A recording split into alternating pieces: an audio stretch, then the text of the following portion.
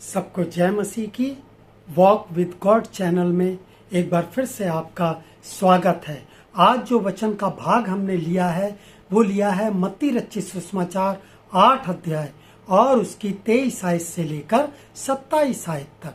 आपने इस वचन को कई दफा पढ़ा होगा, सुना होगा अपने पासवानों के माध्यम से, और एक बार फिर से पवित्र आत्मा की अगुवाई में मैं और आप इस वचन से बहुत सारी आशीषों को प्राप्त करने जा रहे हैं।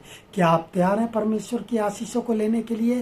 तो बड़े ध्यान के साथ, बड़ी गंभीरता के साथ इस वचन को सुनिएगा, क्योंकि मेरे पास ज्यादा समय नहीं है कि हम एक एक आयत को पढ़ें।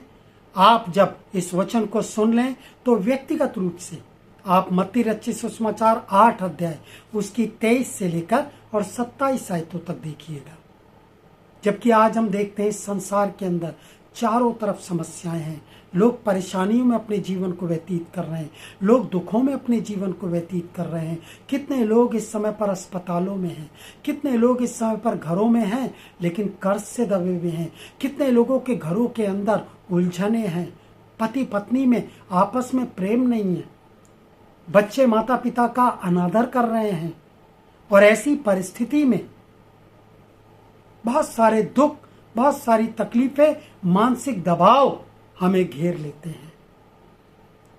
तब इन परिस्थितियों में मुझे और आपको क्या करना चाहिए? हम इन्हीं कुछ बातों को थोड़े से समय के अंदर देखेंगे। तो आप बाद में पढ़िएगा मत्ती 8 अध्याय उसकी 23 से 27 आयत। ठीक है, मैं यहां पर पढ़ रहा हूं 23 और 24 आयत को। जब वो नाव पर चढ़ा तो उसके चेले उसके पीछे हो लिए, और देखो झील में एक ऐसा बड़ा तूफान उठा कि नाव लहरों से ढपने लगी और यीशु मसीह सो रहा था। चेलों के जीवन में ये पहला तूफान नहीं था, क्योंकि अधिकतर चेले मछुआरे थे, तो इन्होंने कई प्रकार के जीवन के अंदर छोटे और बड़े तूफानों को देखा था। लेकिन इस बार का तूफान इतना भयावह हो जाएगा इसकी इन्होंने कल्पना भी नहीं की थी।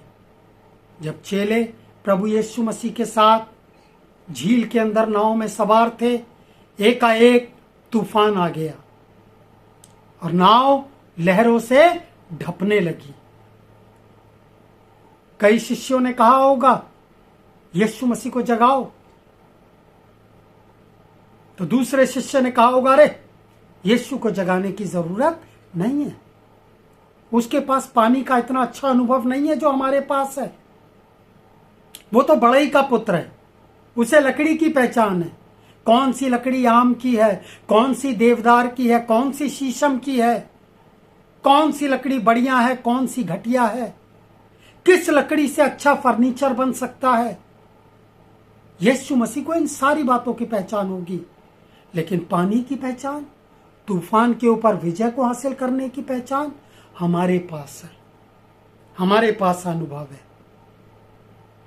और इसीलिए मुझे नहीं पता कितनी देर तक वो उस तूफान के ऊपर विजय को हासिल करने की कोशिश करते रहे, लेकिन मैं एक बात जानता हूं, जितना वो उस तूफान के ऊपर विजय को प्राप्त करने की कोशिश कर रहे थे, उतना ही ज्यादा उनकी नाव लहरों से ढपती जा रही थी। मैं आपको उत्साहित करना चाहता हूं मेरे अजीजों, क्या आपके जीवन के अंदर भी बीमारी रूपी, दुख रूपी, पारिवारिक विवाद रूपी, कर्ज रूपी तूफान से आप घिरे हुए हैं? चेलों के समान अधिक देर ना करें। नीति वचन कहता है तू अपनी समझ का सहारा ना लेना, वरन संपूर्ण मन से परमेश्वर पर भरोसा करना, यहोवा पर भरोसा करना। चेले जितना अधिक उस तूफान के ऊपर विजय को हासिल करने की कोशिश कर रहे थे, वो उतना ही अधिक मृत्यु के नजदीक पहुंच रहे थे। अभी हमने पढ़ा नाव लहरों से ढपने लगी। आप सोच के देखिए, जैसे ही तूफान आया, अगर वो तुरंत यीशु को जगा देते तो क्या उन्हें इतने लंबे समय तक उस तूफान से जूझने की जरूरत पड़ती? नहीं पड़ती। तो आज अगर आप जीवन के किसी भी तूफान में हैं, तुरंत यीशु के पास आए। चेलों के समान ये गलती ना करें। हालेलुया। अपनी समझ का सहारा ना लें। तुरंत प्रभु के पास आए, उससे बातचीत करें, उसके वचन को पढ़ें, घुटनों पर आए, प्रार्थना करें, उससे कहें प्रभु मैं इस तूफान में घिरा हुआ हूं, मैं इस कर्ज में, मैं इस बीमारी में हूं, मैं इस निराशा में हूं, आप मेरा उपाय कीजिए। और निश्चित जानिए प्रभु आपकी सहायता करेंगे। हालेलुया। और यहां पर लिखा, जब नाव लहरों से ढपने लगी तो लिखा है 25 और 26 आयत में, तब उन्होंने पास आकर प्रभु यीशु मसीह को जगाया और क्या कहा जगाकर, हे प्रभु हमें बचा, हम नष्ट हुए जाते हैं। हमने बहुत परिश्रम किया तूफान के ऊपर विजय को हासिल करने का, लेकिन हम नहीं कर पाए हैं।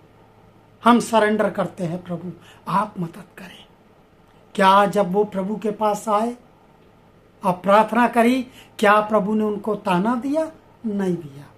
हो सकता है आप बहुत समय से किसी जीवन के तूफान से घिरे हुए हो, खुद आप उन तूफानों के ऊपर विजय को हासिल करना चाह रहे हो, नहीं कर पा रहे हो, अभी भी ज्यादा समय नहीं हुआ है, तुरंत प्रभु के पास आ जाएं।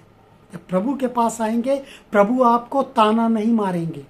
प्रभु आपसे नहीं कहेंगे पिछले 1 वर्ष से, पिछले 6 महीने से, पिछले 1 महीने से, या पिछले 1 हफ्ते से, या पिछले 1 दिन से तू अपने आप अपने तूफानों के ऊपर विजय को हासिल करना चाह रहा है, अब क्यों आया है मेरे पास? नहीं कहेंगे। और यहां पर लिखा है 26वीं आयत में, उसने उनसे कहा, हे अल्प विश्वासियों क्यों डरते हो? तब उसने उठकर आंधी और पानी को डांटा और सब शांत हो गया। यहां पर मैं आपको पहली चीज बताऊं, जीवन का कोई भी तूफान हो, प्रभु आपसे कह रहे हैं शांत हो जाओ। पहली चीज शांत हो जाए। यहां पर 2 प्रकार के तूफान है। कितने प्रकार के तूफान है? 2 प्रकार के तूफान है। ध्यान से समझिएगा। एक तूफान वो है जो झील के अंदर है, और दूसरा तूफान चेलों के मन के अंदर है। एक तूफान झील के अंदर है और दूसरा तूफान झील के तूफानों को देखकर चेलों के मन के अंदर उठ गया था। तो प्रभु यीशु मसीह ने सबसे पहले कौन से तूफान को शांत किया? हैं? अभी हमने पढ़ा 26वीं आयत में, उसने उठकर क्या कहा? हे अल्प विश्वासियों क्यों डरते हो? सबसे पहले उसने चेलों के मन के अविश्वास से भरे तूफान को शांत किया, और उसके बाद उसने झील के तूफान को शांत किया, और सब क्या हो गया? शांत हो गया। मेरे अजीजों, कई दफा जब हम जीवन के किसी भी तूफान से घिरते हैं, तो उस तूफान को देखकर हमारे मन के अंदर भी तूफान आ जाता है। ज्यादा भयानक कौन सा तूफान होता है जानते हैं? झील का तूफान नहीं, लेकिन मन का तूफान, अविश्वास का तूफान, बाइबल ना पढ़ने का तूफान, प्रार्थना में समय व्यतीत ना करने का तूफान, कलीसिया में जाना बंद करने का तूफान, पासवान के साथ विचार विमर्श ना करने का तूफान। और प्रभु यीशु मसीह चाहते हैं सबसे पहले आपके मन के तूफान को शांत किया जाए। उसने चेलों के मन के तूफान को शांत किया। उसने क्या कहा? हे अल्प विश्वासियों क्यों डरते हो? और उसके बाद में उसने कहा के तूफान को शांत किया? झील के तूफान को शांत किया। हालेलुया। तो पहली चीज, जीवन के मध्य तूफानों में प्रभु आपसे कह रहे हैं शांत हो जाए। पहली बात, आज आप किसी भी तूफान से घिरे हो, शांत हो जाए, प्रभु आपसे कह रहे हैं। दूसरी चीज, दूसरी बात, जाने। पहली बात, जीवन के मध्य तूफानों में प्रभु के चरणों में रहें और शांत हो जाएं। दूसरी बात, जाने। जाने का मतलब, या हम कह सकते हैं पहचाने, सच्चाई को जाने। कैसे जाने, क्या जाने? अगर आप पढ़ेंगे इसकी 27 आयत, तो वहां पर लिखा है, जैसे ही तूफान शांत हुआ तो चेले आपस में अचंबा करके कहने लगे, ये कैसा मनुष्य है कि आंधी और पानी भी इसकी आज्ञा मानते हैं। देखिए, पिछले कई वर्षों से चेले प्रभु यीशु मसीह के साथ थे। उन्होंने प्रभु यीशु मसीह के द्वारा किए गए आश्चर्य कर्मों को देखा था। वो स्वयं इस बात के गवाह थे कि यीशु मसीह ने अंधों को दृष्टिदान दिया, बहरों को सुनने की शक्ति दी, लंगड़ों को चलने की सामर्थ्य दी और यहां तक कि 4 दिन के लाजर को भी जीवित कर दिया। लेकिन जब यीशु मसीह ने इस तूफान को शांत किया तो इसी की 8 अध्याय मत्ती उसकी 27 आयत क्या बोल रही है? तब वे आपस में अचंबा करके कहने लगे, ये कैसा मनुष्य है कि आंधी और पानी भी इसकी आज्ञा मानते हैं। देखिए, हैं? एक नाव में है प्रभु यीशु मसीह के साथ, लेकिन फिर भी यीशु मसीह को भली भांति जानते नहीं थे। तभी तो कह रहे हैं, ये कैसा मनुष्य है, आंधी और पानी भी इसकी आज्ञा को मानते हैं। मेरे अजीजों, जानना कहां से होता है? रोमियो 10:17 आप बाद में पढ़िएगा। रोमियो 10 अध्याय उसकी 17 आयत, वहां पर लिखा है, विश्वास सुनने से और सुनना मसीह के वचन से होता है। जितना अधिक आप वचन को पढ़ेंगे उतना ही अधिक आप परमेश्वर को जानेंगे, उतना ही अधिक आप परमेश्वर के प्रेम को जानेंगे, उतना ही अधिक आप परमेश्वर की सामर्थ को जानेंगे। यशायाह 66 कहता है, उसकी 1, 2, 3 आयत, आकाश मेरा सिंहासन और पृथ्वी मेरे चरणों की चौकी है। इतना सामर्थी परमेश्वर है आपका, ये जाने। मैंने अपने दूसरे संदेश के भागों में एक आयत को बताया, होशे 4 अध्याय उसकी 6 आयत। वहां कहता, मेरे ज्ञान के ना होने से मेरी प्रजा नष्ट हो गई है। और होशे की पुस्तक 6 अध्याय उसकी 6 आयत भी पढ़कर देखिए। वहां पर कहता है, होम बलि और मेल बलि से अधिक मैं ये चाहता हूं कि लोग परमेश्वर का ज्ञान रखें, अर्थात परमेश्वर को जाने। आज बहुत सारे लोग हैं, कलीसिया में तो जाते हैं, अगर उनसे वचन के बारे में बात करो, उन्हें वचन का सही से ज्ञान नहीं है। क्यों? घर में पढ़ते नहीं हैं। इतवार के इतवार केवल 2 घंटे के लिए चर्च जा रहे हैं। बाकी सोमवार से लेकर शनिवार तक जिस प्रकार से चर्च बिल्डिंग में ताला लग जाता है, उसी प्रकार से वो अपने मनों में भी ताला लगा लेते हैं। और वो कहते हैं, अगले इतवार को हम दोबारा से अपने मन का ताला खोलेंगे। कहां पर जाकर? चर्च बिल्डिंग का जैसे ही ताला खुलेगा, हम उसमें जाएंगे आराधना के लिए, और वहीं पर हम 2 घंटे के लिए अपने मन का ताला खोलेंगे, आराधना करेंगे, और उसके बाद जैसे ही चर्च से बाहर निकलेंगे, दोबारा से जैसे चर्च बिल्डिंग में लॉक कर दिया जाता है, वैसे ही हम भी क्या कर देंगे? अपने मन को लॉक कर देंगे। मेरे अजीजों, मैं विश्वास करता हूं आप जो सुन रहे हैं, आप ऐसा नहीं करते होंगे। परंतु यदि कहीं ना कहीं आपको लगता है कि जो समय आपको प्रभु को, उसके वचन को पढ़ने में सोमवार से लेकर शनिवार तक देना चाहिए, आप उतना नहीं दे पा रहे हैं, तो पश्चाताप करें। हालेलुया। तो पहली चीज, जीवन के मध्य तूफानों में प्रभु आपसे क्या कह रहे हैं? शांत हो जाएं, घबराएं नहीं। दूसरी चीज, 27 आयत पढ़ी, जाने, मतलब जानना कहां से होगा? प्रभु के वचन को पढ़ें, प्रतिदिन पढ़ें। पति पत्नी अपने बच्चों के साथ मिलकर प्रत्येक शाम को पारिवारिक मनन करें, वचन को पढ़ें। आपको कुछ समझ में नहीं आता है वचन की कोई बात, अपने पासवान से मशवरा लें, उनको फोन घुमाएं, उन्हें अपने घर में बुलाएं, कहें, पादरी साहब इस वचन में मेरी मदद कीजिए।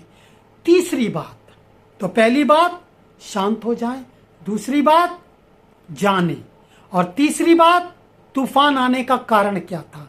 इसी की 25 आयत कहती है, तब चेलों ने पास आकर उसे जगाया। इसका मतलब जब तूफान आया तो चेले प्रभु यीशु मसीह से कुछ दूरी पर थे। कितनी दूरी पर थे?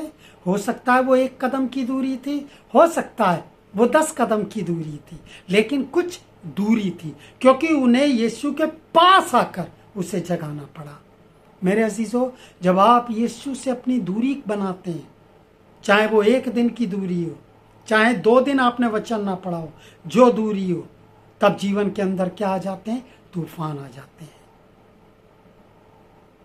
तो मैं आपको उत्साहित करना चाहता हूं। पहला काम, जीवन के अंदर अगर आपके तूफान आए हैं, शांत हो जाए। दूसरा काम क्या करें? जाने। चेलों ने क्या कहा? ये कैसा मनुष्य है, क्योंकि वो भली भांति यीशु को जानते नहीं थे, उसकी सामर्थ्य से परिचित नहीं थे। तो जाने। जानना कहां से होगा? प्रभु के वचन से। और तीसरी बात, तूफान आने का कारण क्या था? 8 अध्याय की 25 आयत मत्ती। तब उन्होंने पास आकर यीशु को जगाया। इसका मतलब जिस समय जीवन में तूफान था, एक नाव में तो थे, लेकिन शायद वो इस छोर पर नाव में थे और यीशु मसीह नाव के दूसरी छोर पर सो रहा था। तो थोड़ा सा दूरी थी, और उसी दूरी के बीच में किसने काम कर लिया? शैतान ने काम कर लिया। मेरे अजीजों, बिल्कुल भी यीशु से दूरी ना बनाए। निरंतर प्रार्थना में रहें, निरंतर प्रभु के वचन को पढ़ें, और जीवन का कोई भी तूफान आपको नुकसान नहीं पहुंचा पाएगा। मैं विश्वास करता हूं आज के वचन के द्वारा आपको जरूर आशीष मिली होगी।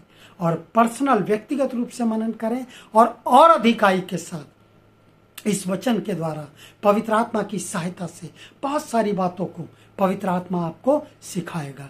यदि आपने आज इस वचन के द्वारा आशीष को प्राप्त किया है, तो मेरा आपसे अनुरोध है, वॉक विद गॉड चैनल को जरूर सब्सक्राइब कर लें और शेयर कर दें, ताकि वो लोग भी जो अपने जीवन के बंधनों में हैं, वो छुटकारे को प्राप्त करें और प्रभु की आशीषों से, अपरंपार आशीषों से और बरकतों से भरते चले जाएं।